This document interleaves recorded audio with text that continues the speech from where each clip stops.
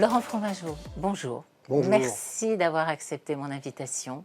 Il s'agit donc d'une nouvelle émission qui s'appelle En introspection. Nous allons parler vrai aujourd'hui. Nous allons apprendre à connaître l'homme qui est derrière l'homme d'affaires. Vous êtes le directeur général adjoint du développement retail de LCL. Est-ce que déjà, très rapidement, vous pouvez vous présenter? Oui, très rapidement, mais je suis né en Anjou. J'ai fait mes études, des études scientifiques. J'ai d'ailleurs commencé à travailler dans l'intelligence artificielle. Alors c'était la fin des années 80, ça a beaucoup changé depuis. Puis très vite, je suis rentré au sein du groupe Crédit Agricole, il y a 32 ans, avec 3 grandes étapes dans ma carrière. Et aujourd'hui, depuis maintenant 6 ans, effectivement, je suis en charge du développement retail chez LCL. Et notamment, j'ai le plaisir d'animer les réseaux d'agences. C'est 12 000 conseillers, les directeurs et directrices d'agences, 1600 agences en France. Et c'est Ça donc, fait beaucoup. oui, ça fait beaucoup et ça demande effectivement d'être très présent à leur côté pour conduire les équipes et servir nos 6 millions de clients. Alors justement, le matin, qu'est-ce qui vous anime? Voilà, vous avez démarré votre journée. Quelle est l'énergie qui se met en place pour entamer vos journées? Je crois qu'il y a 2 grands ressorts. Le premier, c'est le métier que j'exerce. Je crois Vous êtes vraiment, passionné? je suis passionné et je crois vraiment à l'utilité du métier de banquier. Je trouve qu'on fait un métier qui est parfois décrié dans la presse, mais moi j'ai la chance de travailler au sein d'un groupe qui est très tourné vers l'économie réelle. Nous avons 6 millions de clients, nous les accompagnons au quotidien, dans leur vie au quotidien. Voilà, c'est dans les paiements, dans les virements, dans les actes d'achat, et puis dans leurs projets de vie, que ce soit pour les ménages, quand on achète sa maison, quand on transmet son patrimoine, quand on accueille un enfant, etc. Et puis les entreprises, sachant que la particularité du Crédit Lyonnais, de LCL, c'est que nous sommes très présents auprès des entrepreneurs. C'est lié à l'histoire. Henri Germain, le fondateur, il y a 160 ans, était un entrepreneur. Il avait créé cette banque pour les entrepreneurs au moment de la révolution De ce fait, il va industrielle. continuer Voilà. à Et de essayer. ce fait, une ETI sur 2 en France est cliente de LCL, une PME sur 3. Nous sommes très présents auprès des professions libérales. Quand vous allez à la pharmacie au coin de la rue, dans un cas sur 3, elle sera cliente chez nous. Et donc cette utilité, je trouve, c'est mon premier moteur. Le deuxième, c'est vraiment l'animation des hommes et des femmes. D'accord. Voilà. Donc Quand ça, vous c'est dirigez le des grandes management. équipes, On, je crois que je peux dire que c'est que j'aime mes équipes et j'aime ce qu'ils font tous les jours. Je suis très fier d'eux. on va y venir. Alors, on parle beaucoup de la solitude du dirigeant, de Paul Lonesome Man. Est-ce Ouais. que vous la ressentez, cette solitude? Pas tout le temps, quelquefois. Est-ce que c'est lourd? Alors c'est vrai que j'ai souvent entendu parler de cette solitude du dirigeant. J'ai lu aussi. Je crois comprendre que c'est notamment dans les grands moments d'incertitude, ou quand il y a le sens des responsabilités est un peu lourd par rapport à un certain nombre de décisions.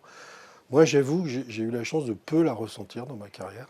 C'est une chance, Oui, je effectivement. crois que c'est une chance. Je crois il y a plusieurs raisons à cela. La première, je l'ai dit, je suis au sein d'un groupe qui a un ADN coopératif. On a un collectif de dirigeants.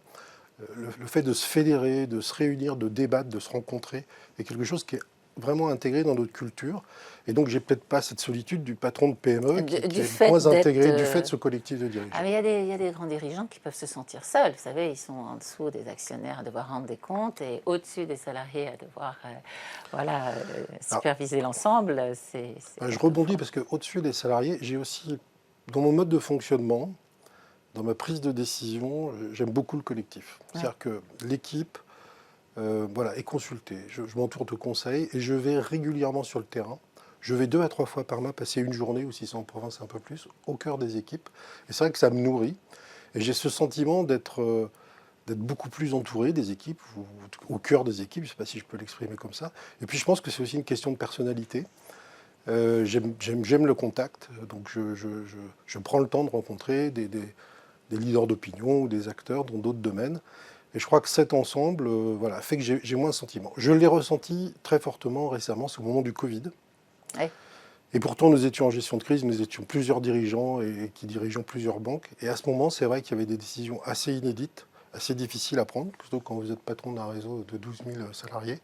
Et à ce moment-là, c'est vrai que j'ai pu ressentir cette pression ou cette solitude du dirigeant. Voilà, j'ai cette chance. Écoutez, il n'y a pas de bois, je touche pas de bois, mais voilà comment je le ressens aujourd'hui et Alors, ça fait depuis ces exactement dernières le années. lien avec la question suivante, à savoir, est-ce que vous avez eu justement des décisions que vous auriez pu regretter ou osés qui vous ont vraiment donné quelques nuits d'insomnie, ou au contraire, dont vous vous félicitez, quelque chose d'incroyable, quoi. Qu'est-ce que c'est? Alors, des décisions que je regrette, bon, je suis peut-être un caractère très positif. Si je réfléchis à ce sujet, en fait, une décision que je pourrais regretter, c'est une décision que j'aurais prise et pour laquelle je n'ai pas la conscience tranquille. Euh, Ou que dans les faits, ah oui, elle ait mais pu c'est être différent. mauvaise. La concentration, c'est-à-dire qu'à un moment donné, quand je prends mes décisions, je les prends, je vous dis, avec l'équipe, en m'entourant de conseils, et j'ai vraiment le sentiment que c'est la meilleure décision à prendre. Alors parfois, elle ne produit pas tout à fait les effets attendus, on n'a pas les résultats attendus. Après coup, c'est toujours facile, on se dit finalement, on aurait pu prendre une autre décision. Mais franchement, je veille toujours à être très aligné sur mes valeurs. D'ailleurs, les valeurs du groupe coopératif sont des valeurs de responsabilité, de proximité et de solidarité. Alors chacun les décline en fonction évidemment de son ressenti personnel. Et donc, je n'ai pas de décision de que je regrette de cette nature. Évidemment, il y a des projets que j'aurais aimé qu'on conduise autrement. Et donc, cette ligne que je me fixe par rapport à mes valeurs personnelles, à ce stade de ma carrière, j'ai eu la chance de pouvoir la tenir, de tenir ce rang. Et je compte bien, en tout cas, pour les années qui viennent, garder ce sujet. Ensuite, des décisions osées qui m'empêchent de dormir. Il peut y avoir... Alors, je dors bien. Il peut y avoir des périodes où les responsabilités me réveillent la nuit. Notamment, je reviens dans les moments de grande incertitude. Alors, actuellement, on vit dans une période où il y a beaucoup d'incertitudes. Donc, c'est vrai que ça réveille, ça questionne. Les décisions osées que j'ai pu prendre, mais ça va aussi être très lié à ce que je vous disais. Je ne sais pas si je suis fier. Je vois en tout cas que ça rend fier mes équipes. C'est il y a 1 an et demi, on a vraiment décidé, avec le comité exécutif, de faire le pari de la confiance auprès de nos équipes. Donc on s'est dit la responsabilité en proximité, notamment par rapport aux nouvelles générations et puis par rapport à ce sentiment d'utilité du métier de banquier dont je vous parlais tout à l'heure, eh bien, nous avons décidé de donner le pouvoir aux conseillers et aux conseillères. C'est les conseillers et les conseillères qui sont les hommes et les femmes clés dans le réseau LCL. Et nous voulons que dans 9 cas sur 10, ils puissent prendre eux-mêmes la décision. C'est ce que nous avons mis en place. Les responsabiliser, les rendre autonomes. Exactement. Donc aujourd'hui, chez LCL, pour les décisions de crédit et de prix de crédit, dans 9 cas sur 10, ce sont les conseillers qui prennent la décision. Quand vous avez une réclamation, le fait de rembourser le client, ce sont les conseillers, dans 9 cas sur 10, on a mis la barre à 9 sur 10. Et c'est une décision osée. On peut dire ça. C'est une décision osée, audacieuse. Quand on la prend, évidemment, se pose la question de quel impact sur la performance. On leur donne les clés du tiroir caisse. Et finalement, 1 an et demi après, cette responsabilité fait grandir les gens. C'est un moteur incroyable. Cette confiance, c'est un moteur incroyable. Je le constate quand je vais les voir sur le terrain et je lis dans leurs yeux la fierté d'exercer ce métier parce que face à leurs clients, ils se sentent encore plus utiles et plus à l'aise, valorisés. Donc cette décision, je crois qu'on peut tous en être fiers chez LCL. Je crois aussi. Est-ce que vous avez eu des mentors dans votre vie, femmes, hommes, qui vous ont inspiré, qui peuvent continuer d'ailleurs à vous soutenir, vous aider? Oui. Si je réalise la carrière que je réalise, c'est parce qu'à un moment donné, j'ai eu la chance de rencontrer des dirigeants qui ont souhaité me faire confiance. Alors, ça peut être un peu différent des mentors, mais c'est vrai que, en général, j'ai eu la chance de travailler avec des gens qui m'inspiraient et qui m'ont fait grandir. D'ailleurs, quand je me posais la question, finalement, c'est quoi un bon directeur général? Je me suis dit, justement, parmi ceux que je connais, tout à l'heure. Écoutez, on pourra y revenir. En tout cas, je me suis dit, parmi ceux que je connais, quels sont ceux qui m'inspirent et finalement, quels sont leurs modes de fonctionnement commun. Et ils ont pu m'inspirer. Donc oui, j'ai rencontré des personnes qui m'ont fait confiance. D'ailleurs, la première d'entre elles, ça a été un booster dans ma carrière. C'est une femme qui était directrice commerciale. Elle avait environ 40 ans, donc elle était jeune. Vous lui étiez rattaché? Je travaillais dans l'entreprise depuis moins d'1 an. Et elle a décidé de me confier le département marketing. J'avais 25 ans. Je n'avais jamais fait de marketing. Et voilà, c'était une rencontre. Et je crois que je n'aurais jamais fait la carrière que j'ai fait aujourd'hui si elle n'avait pas osé cette confiance. Donc je lui en suis reconnaissant éternellement. Merci pour cet exemple, parce qu'il peut inspirer d'autres managers en vous écoutant. Voilà, donc ce sont des mentors, mais des mentors en proximité. Ce n'est pas que... Voilà, moi j'aime bien être proche et travailler avec les gens qui me font confiance et leur rendre cette confiance. Et alors, quelle est la part d'inné et d'acquis dans le leadership que... C'est des questions. Ah oui, oui, Ce sont des oui, questions. oui, Alors, c'était un petit peu... si je me souviens bien, dans la cour de récréation à l'école, ou quand je vois des gamins sur dans des terrains de sport ou des salles de sport, j'ai quand même l'impression qu'il y a une part d'inné. Pour autant, il est important de développer ce leadership. Et donc c'est vrai que j'en viens d'ailleurs à cette chance d'avoir des situations, des gens qui vous donnent l'opportunité de pouvoir exprimer ce leadership. Et ce leadership, en plus il faut l'adapter au fur et à mesure du temps. Je crois qu'aujourd'hui, la période actuelle fait que nos équipes ont besoin de sens, ils ont besoin d'un leadership authentique, d'un leadership sincère, qui nécessite donc de se donner, je crois, de parler vrai, d'être au contact. Et voilà, donc le leadership, je dirais qu'il est plutôt inné, je dirais qu'il faut le développer sans cesse, et que le leadership authentique provoque de l'enthousiasme, de la confiance. En tout cas, c'est ce que j'essaie de mettre en œuvre chaque jour. Et alors, ça rejoint une autre question. Quelle est la part de votre intelligence émotionnelle dans votre relation avec les autres? Alors, je devine un peu au regard de ce que vous venez de dire, mais ça m'intéresserait qu'on approfondisse un petit peu cet aspect. Les émotions, je pense que c'est essentiel. Et les hommes ont du mal quelquefois à les exprimer. Enfin, ça va chatouiller leur part féminine, justement. Oui, alors, c'est marrant que vous disiez ça, parce que j'allais vous dire quelque chose que je ne dis jamais, qui est que c'est parce que j'ai une très grande part féminine en moi. En tout cas, c'est Ouais. l'impression que j'ai. Le yin et le yang. Hein. Et les émotions, c'est important d'abord de les vivre, de les exprimer à titre personnel. Et puis, c'est important de les comprendre, de les ressentir quand on est dans l'interaction avec un individu ou avec des groupes d'individus ou des grandes équipes. Parce que les émotions, elles permettent de comprendre à la fois les ressorts, mais aussi les peurs, les freins. Et donc, je crois vraiment que c'est essentiel. Alors, je ne sais pas définir l'intelligence émotionnelle. Je crois en tout cas que chacun doit pouvoir le vivre.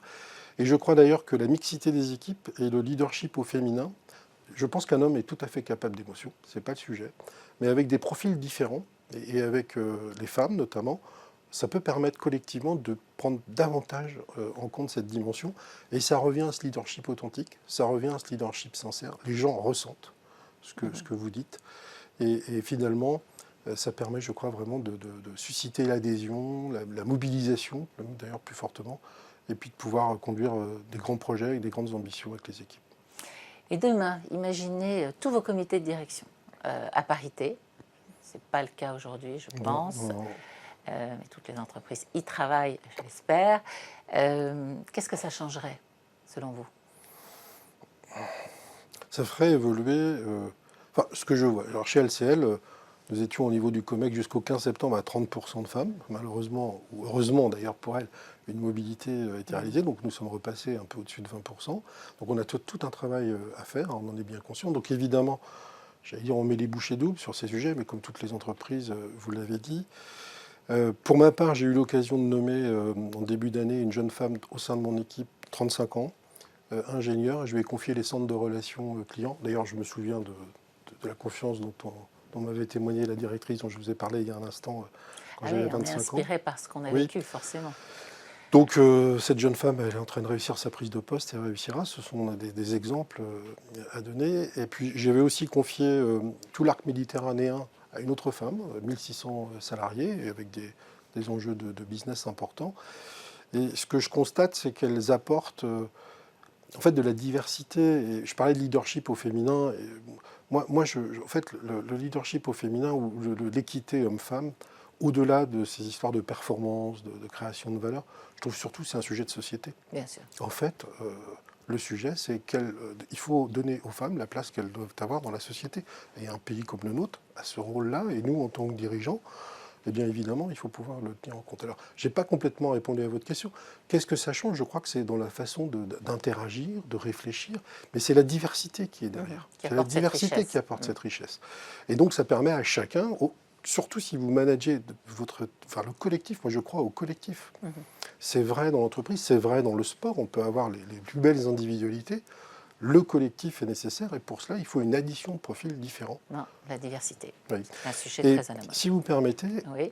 le groupe Crédit Agricole et LCL, nous sommes des entreprises qui avons dans leur ADN un ADN entrepreneurial et un ADN d'ascenseur social.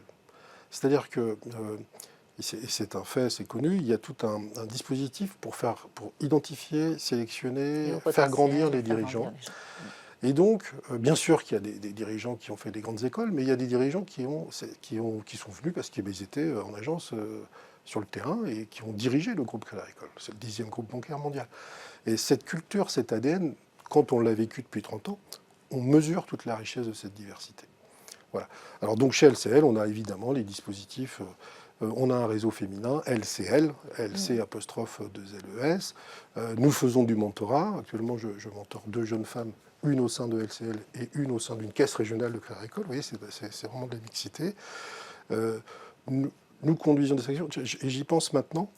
Je pense qu'en fait, LCL a tous les potentiels pour réussir demain ce sujet. Nous avons, dans mon réseau, il y a un petit peu plus de directrices d'agence que de directeurs d'agence. Donc, il faut les faire monter. Et voilà, exactement. Et quand je les vois sur le terrain, il y a beaucoup de talent. Donc, le problème n'est pas le talent féminin. Nous l'avons.